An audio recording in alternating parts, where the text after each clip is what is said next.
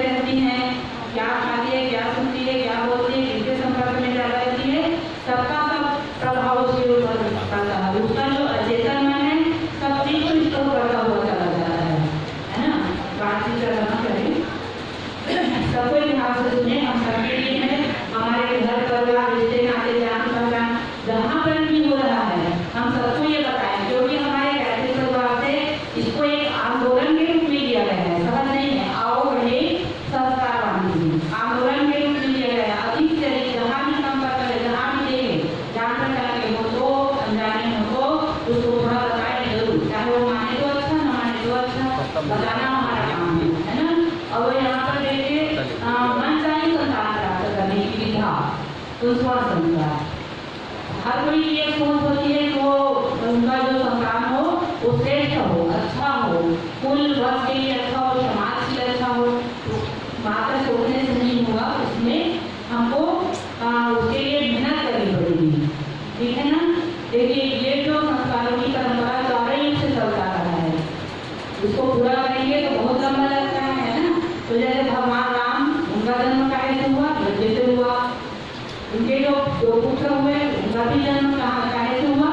यज्ञ से हुआ। मतलब वो उनको जो ज्ञान मिला लौकुश को, है ना, जो बड़े बड़ी सेनाओं को उन्होंने परास्त किए, तो क्या 2 नन्हे बालक आज के समय में क्या इतना बड़ा युद्ध कर सकते थे? नहीं कर सकते थे। लेकिन माता सीता जो थी वाल्मीकि आश्रम में रहते हुए जो उन्होंने गुरु से उन्होंने सीखा, जितना मन लगा करके उन्होंने किया, उन्हीं का परिणाम है कि 2 नन्हे बालकों ने बड़े बड़ी सेनाओं को परास्त कर दी। भगवान राम को छोड़कर सबको उन्होंने हरा दिया, धराशायी उन्होंने कर दिया, घोषित कर दिया उन्होंने। ये सब किसका प्रभाव है? गर्भ काल में माँ की तपस्या, माँ की उसके ध्यान से करने का परिणाम है ना। उसी प्रकार से हम महाभारत में सुनते हैं अभिमन्यु को चक्रव्यूह तोड़ने का ज्ञान कहाँ से मिला? माँ के गर्भ में मिला। और वो एक बार कोरोना नहीं सुन पाई, माँ ने सो गई, माँ हो गई, बच्चा सो गया। इसका परिणाम हमको आज क्या देखने को मिला है कि अभिमन्यु जो है क्या हो गए, है ना? वही उन्होंने वीर गति को प्राप्त किया। वीर गति प्राप्त हो गया तो उसको मरना हम नहीं बोलते, वीर गति को उन्होंने प्राप्त किया। अगर बाहुबली होती तो हमारा इतिहास कुछ और ही होता। इसी तरह से बहुत सारे हैं, प्रहलाद का भी है ना, भक्त प्रहलाद का, अभिमन्यु का, भगवान राम का, और उन्होंने कितने हैं, महादासा की। उन्होंने अपने 3 पुत्रों को क्या बनाए? ब्रह्मज्ञानी और ऋषि समाज से सभी उन्होंने दिया। राजा वो रानी थी, चक्रवर्ती सम्राट थे, उनके पति राजा, तो उन्होंने मतलब चिंता जताई कि भाई हमारे 3 पुत्र जो है वो ऋषि मुनि और समाज से होने लगे, हमारे इतने बड़े सम्राट का क्या होगा? तो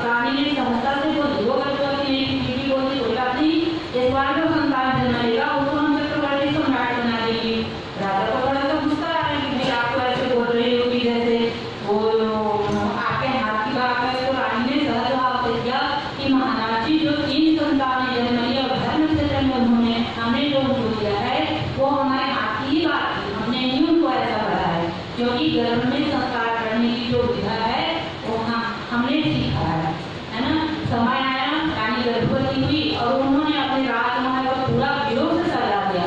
जो कहानी सुनती वीरों की सुनती, जो कथा सुनती वीरों की सुनती, जितने चित्र वगैरह थे वीरों के उन्होंने सजाए और हर चीज उनका राजकाज में लगने लगा।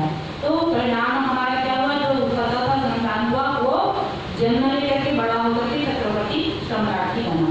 ये हमारा मतलब गर्भ संस्कार ये है। तो अभी बात यही है कि आप जो अभी गर्भकाल में है, अभी समय अभी कितना हो रहा है आपका, इनका चल रहा है। आप भी तो नहीं कर सकती, 3 महीने कंप्लीट नहीं कराते हैं हम लोग। अच्छा ठीक है, बहुत बढ़िया, बधाई हो आप लोग। कम से कम आप लोग आए हैं देश की रक्षा के लिए, देश धर्म की रक्षा के लिए। जो लोग लगे रहते हैं उनके लिए हम यहाँ पर शुभकामनाएं उनके लिए प्रार्थना करते रहते हैं। आप आए, आपका स्वागत है। तो यही उनका भाव है कि जो हमारे संतान जन्म ले वो श्रेष्ठ ले। जैसे कि हमारा ये देश जो भारत देश है, हम जानते हैं वीरों की भूमि है ना, वीरों की भूमि है।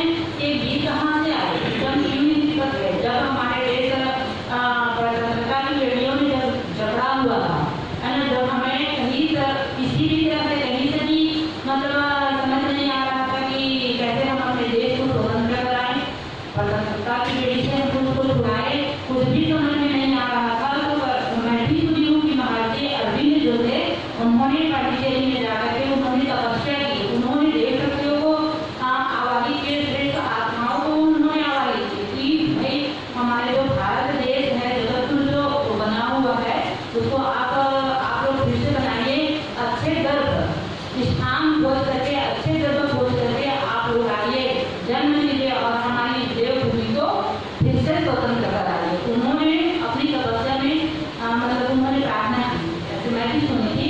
तो ये देखिए जितने हमारे बलिदानी हुए देशभक्त हुए उन्होंने सुखों को है ना, सारे मतलब ये जो है शरीर सुख, मन सुख या अपने घर परिवार की सुख शांति को उन्होंने महत्व न दे करके सीधा और सीधा देश की रक्षा के लिए उन्होंने मार पीटने में जरा भी कोताही नहीं दी है ना। और अपना कार्य सही समय में करके कम उम्र में वो करे गए, जरा भी अपने लिए मोह उन्होंने नहीं रखा है ना। तो यही ये सबका प्रभाव है। अभी हम दिव्य आत्माओं को अपने अंदर में भाव करते हैं, उनकी शक्तियों को हम धारण करते हैं, उनसे प्रार्थनाएं करते हैं, तो हमारे गर्भ में जो शिशु है वो भी उसी तरह से शक्ति से परिपूर्ण होता हुआ चला जाएगा। उन दिव्य आत्माओं के आशीर्वाद मिलता हुआ चला जाएगा। दूसरा आपको आगे दोहराने के लिए बोलेंगे।